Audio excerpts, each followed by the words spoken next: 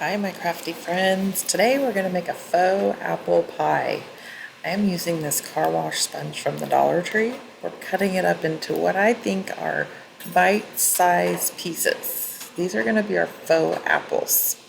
I'm using that vintage tart pan to make my smaller version, but those I picked up at the dollar store, so if you can't get your hands on the smaller version, you could make a little bit bigger pie with the tin pan.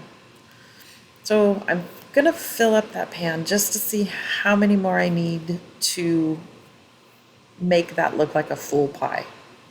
So I'm cutting up some more. I did end up having to cut them even smaller after they were done.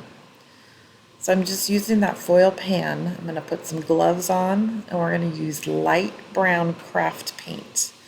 I am going to just squish that paint around on the sponge. It didn't even have 100% coverage, but once you add that brown to it, the little bit that's showing looks like a piece of pie, a piece of apple. I'm adding some cinnamon to the paint mixture. That gives it a fabulous smell. You could add some essential oils also. I just didn't have the right scents. Of course, I'm using dollar store cinnamon. I don't use my good cinnamon for my crafting. So I put them in the foil pan, let them dry. Now I'm bringing them back over. We're going to fill our little tart tray. I had to cut a little bit more into smaller pieces.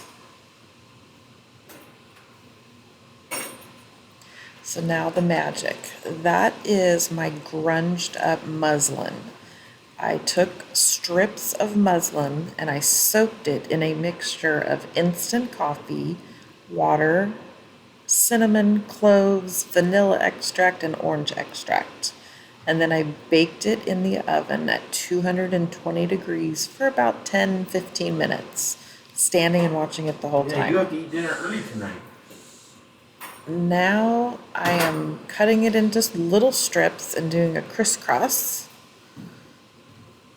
We're just going to lay it in place. Nothing is glued down yet. I didn't even trim the excess off until the end. So once I get the look I like, we are going to add the edge piece. That's where we're going to need some hot glue. Sorry, I was trying to bring the camera in closer.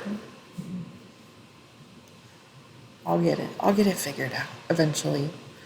So we're going to start a bead of hot glue going across the crisscrosses. And now I'm doing loops on the edges. And I'm gluing in between those loops so they will stay down. Do this around the whole pan. Then I trimmed all the excess. I added a cute little baker's twine bow, and we had a cute little faux apple pie in a vintage tart tin. Love how it turned out. Happy crafting.